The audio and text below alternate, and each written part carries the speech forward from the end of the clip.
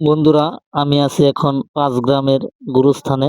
সেই গুরুস্থানের একটি প্রতিষ্ঠান মাদ্রাসা হয়েছে। সেই মাদ্রাসার আজকে ২য় তলার ছাদের ঢালাইয়ের কাজ চলতেছে। যদি একটু আপনাদেরকে দেখাই। দেখতে পাচ্ছেন ঢালাই মিস্ত্রিরা অনেক দক্ষ সহকারে কাজ করতেছে। অনেক টাকা পয়সার প্রয়োজন। স্ক্রিনে ফোন নাম্বার আছে। সেই ফোন নাম্বারে আপনারা যার স্বার্থ অনুযায়ী সহযোগিতার হাত বাড়িয়ে দিতে পারেন।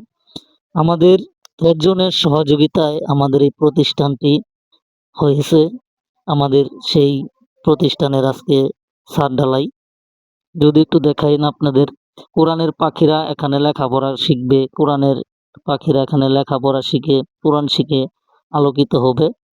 আমাদের এটাই হলো সবচেয়ে বড় শিক্ষা। আমাদের ছেলে মেয়েদেরকে শিক্ষিত করার জন্য, কোরআনের আলোকিত করার জন্য।